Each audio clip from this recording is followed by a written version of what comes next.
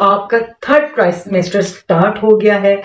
Third trimester में आपकी क्या साइन एंड सिम्टम्स होंगी, आपको कौन कौन सी प्रॉब्लम्स होंगी, आपने उसको कैसे मैनेज करना है, आज हमारा यही टॉपिक है। चलें जी वीडियो को स्टार्ट करते हैं। फर्स्ट ट्राइमेस्टर पे, अर्ली प्रेगनेंसी पे एंड सेकंड ट्राइमेस्टर पे मैं 3 वीडियो बना चुकी हूँ, उसको भी जाके जरूर देखिएगा। आज हमारा टॉपिक जो है वो लास्ट ट्राइमेस्टर है, यानी कि थर्ड ट्राइमेस्टर। थर्ड ट्राइमेस्टर जब होता है तो आपका टाइम बहुत करीब आ रहा होता है डिलीवरी का, तो इसकी साइन एंड सिम्टम्स जो है वो कुछ सेकंड ट्राइमेस्टर से मिलती हैं और कुछ sign and symptom first trimester से मिलती है। थर्ड ट्राइमेस्टर मुश्तमिल है 29 वीक से लेके 40 वीक्स तक, यानी कि थर्ड ट्राइमेस्टर के अंदर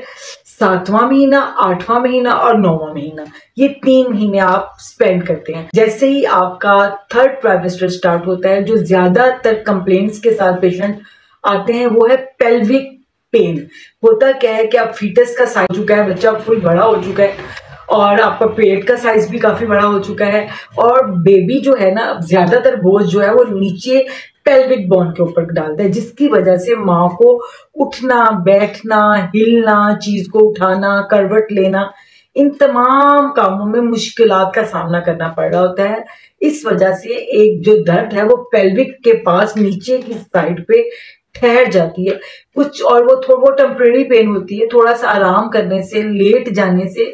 या पाँव के नीचे थोड़ी देर तकिया रख के लेट जाया जाए तो वो पेन ठीक हो जाती है, उसका कोई इतना इशू नहीं है।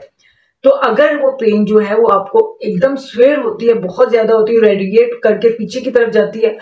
बार बार हो रही है, तो आपको अपने डॉक्टर के पास जाना चाहिए, और अगर नहीं तो बस थोड़ा रेस्ट करना चाहिए। जो नेक्स्ट सिम्टम है वो है थर्ड ट्राइमेस्टर के अंदर पेशेंट का जो ब्रेस्ट है उसमें टाइटनेस ज्यादा आ जाती है, ब्रेस्ट का थोड़ा साइज बढ़ जाता है, और निपल्स का कलर तो फर्स्ट ट्राइमेस्टर से ही चेंज हो गया होता है, लेकिन अब निपल्स के अंदर येलो या व्हाइट कलर का डिस्चार्ज आ जाता है, जो 30 वीक से, 32 वीक से, 35 वीक से स्टार्ट हो जाता है, जो कि एक आम बात है, जिसके लिए आपने परेशान नहीं होना है। ये आपके फीटस पे, आपके बच्चे पे कोई बुरा असरात नहीं है, ये उसकी खुराक की अल्लाह पाक तैयारी कर रहे हैं। लेकिन अगर ये डिस्चार्ज ज्यादा है तो आपको अपने डॉक्टर से कंसल्ट करना है, मिलना है। वैसे भी जब आपका थर्ड ट्राइमेस्टर स्टार्ट हो जाए तो आफ्टर 15 डेज आपको आपके गायनेकोलॉजिस्ट ने जो भी टाइम देख के बुलवाया है, आप अपने गायनेकोलॉजिस्ट के पास जरूर जाइए और आपकी जो भी करंट सिम्टम्स हैं वो उसके साथ शेयर जरूर कीजिए। नेक्स्ट सिम्टम जो आती है वो पेट में दर्द आती है, जो आपको सेकंड ट्राइमेस्टर में मैं बता चुकी हूँ, क्योंकि फिटस का साइज बड़ा हो रहा होता है, डायफ्राम के ऊपर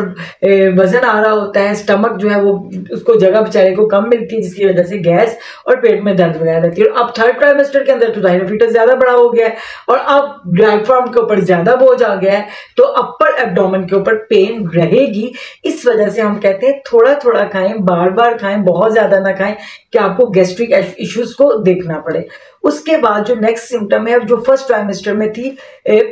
यूरिनेशन, इंक्रीज द यूरिनेशन, कि पेशाब का बार बार आना, आपका थर्ड ट्राइमेस्टर में भी ये सिम्टम आपको देखने में मिल सकती है कि जैसे ही बेबी का साइज बड़ा हो गया, उसका सारा प्रेशर पेल्विक पे आ गया, पेल्विक के साथ ही आपका यूरिन ब्लैडर भी पड़ा हुआ है, तो उस पर भी प्रेशर आता है, जिसकी वजह से आपको थोड़ा थोड़ा यूरिन करने की डिजायर बार बार होती है। अगर आपको इस डिजायर के साथ कोई ईचिंग नहीं है, बर्निंग नहीं है, अनसेटिस्फाइड डिजायर ऑफ यूरिन नहीं है,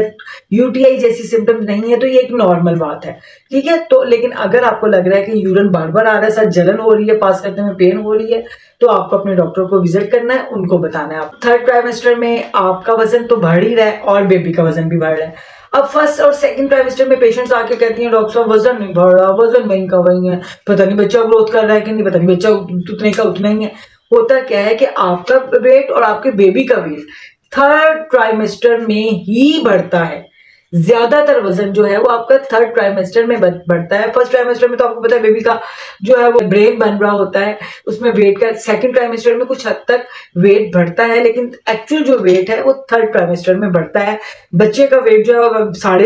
3.5 किलो से लेके 2.5 किलो से 3.5 किलो तक हो सकता है। अब बच्चे की लंबाई कितनी हो चुकी है इस वक्त, बच्चे की लंबाई जो है 15 इंचेस के करीब हो गई है अप्रोक्सीमेटली। इसकी वजह से क्या होता है कि पेशेंट एक कंप्लेंट्स के साथ आती हैं कि उनके पाँव में बहुत सूजन है, तो जाहिर है आपका वजन भी बढ़ गया, ठीक है, बेबी का वेट भी बढ़ गया, तो आपका जो एक्चुअल वेट था एंड ऑफ द ट्राइमेस्टर या एंड ऑफ द लेबर आपका 10 से 12 किलो वजन बढ़ना चाहिए, ये एक नॉर्मल बात है। तो जाहिर आपकी बॉडी वेट में 12 kg इंक्रीज हो गया, तो उसकी वजह से आपके पाँव में स्वेलिंग होगी, तो उसके स्वेलिंग को आप मसाज करके खत्म कर सकते हैं, या थोड़ी देर के लिए लेटें तो पैरों के नीचे तकिया रखें, थोड़े पाँव को ऊंचा करें तो सर्कुलेशन ब्लड जो है वो हेड की तरफ जाएगी, तो वो जो स्वेलिंग हुई है और डीमा हुआ है वो आहिस्ता आहिस्ता कम हो जाएगा। लेकिन ये डिलीवरी लास्ट मंथ में ये रहता है, ये एक नॉर्मल बात है, इसके लिए आपको परेशान बिल्कुल भी नहीं होना। अब इस ट्राइमेस्टर में क्या होता है कि फीमेल जो है उसकी नींद बहुत डिस्टर्ब हो जाती है, स्लीप इश्यूज उसको बहुत देखने को मिलते हैं, उसको नींद नहीं आती है। उसकी वजह यह है कि वो या तो सीधा नहीं लेट सकती या करवट लेके नहीं लेट सकती, क्योंकि बेबी है, बेबी का वजन बढ़ चुका है और उसको सोने में मुश्किल आ रही होती है। तो हम एडवाइस करते हैं पेशेंट को कि आप करवट लेके सोएं, लेकिन करवट भी आपने इस तरह लेके सोना है कि सारा का सारा जो आपका वेट है वो पेल्विक पे ना हो, कोई तकिया सपोर्ट के लिए अपने साथ रखें और हल्की सी करवट लेके रहें, ताकि किसी एक स्पेशल ऑर्गन पे वजन ना पड़े या खिंचाव ना आए, या जो फर्स्ट बेबी होता है जिनका, वो पेशेंट्स को हम ये भी कहते हैं कि गलती से आप उल्टा होके ना सो जाइएगा, तो ये बहुत सख्त नुकसान देती है। हल्की सी करवट लेके सोना होता है, लेकिन स्लीप इश्यूज बहुत पेशेंट्स को देखने को मिलते हैं। लास्ट जो वीक है आपका जो 9th मंथ है उसमें पेशेंट्स की हार्ट बीट भी बहुत ज्यादा हो जाती है। पेशेंट के क्योंकि हार्मोन्स ज्यादा हो रहे होते हैं, डिस्टर्ब हो रहे होते हैं, हार्मोन्स की वजह से पेशेंट्स के जो ज्वाइंट्स है वो थोड़े ढीले हो जाते हैं, और पाँव में जो आपको जिस नंबर का जूता आ रहा होता है उससे 1 नंबर बड़ा आ रहा होता है। बहुत से पेशेंट्स का तो डिलीवरी के बाद सेम नंबर आ जाता है, बहुत से पेशेंट्स का डिलीवरी के बाद भी डिलीवरी के दौरान जो 1 नंबर बड़ा होता है वो रहता है बड़ा हुआ। और पेशेंट्स को पेट, क्योंकि जो पेट का साइज है, एब्डोमेन का साइज है, वो ग्रेजुअली बढ़ते बढ़ते काफी ज्यादा बड़ा हो चुका होता है, जिसकी वजह से स्क्रैच मार्क्स आ जाते हैं, बाजुओं में आ जाते हैं, टांगों पे आ जाते हैं, स्क्रैच मार्क्स आ जाते हैं, जो एक नॉर्मल बात है। बहुत से पेशेंट्स के डिलीवरी के बाद चले जाते हैं और बहुत से पेशेंट्स के डिलीवरी के बाद नहीं जाते हैं। तो उसके लिए भी यही है कि आप जब डिलीवरी आपकी हो जाए तो कोकोनट ऑयल की मसाज कीजिएगा डिलीवरी के बाद, उसी वक्त ना शुरू कर दीजिएगा, तो आपके स्क्रैच मार्क्स जो हैं वो जल्दी चले जाएंगे। हाँ, जैसे ही आपका ये 3rd ट्राइमेस्टर स्टार्ट होता है तो जाहिर है एकदम वेट इंक्रीज हो रहा है आपका और बेबी का, तो आप जो कोकोनट ऑयल है बहुत हल्के हाथों से अपने पेट के ऊपर या जहाँ पे स्क्रैच मार्क बन रहे हैं वहां पे हल्के हाथों से उस पर मिसाज किया करें 1 से 2 टाइम एक दिन में, तो तब आपके जो मार्क्स हैं, स्क्रैच मार्क्स हैं, वो कम पड़ेंगे।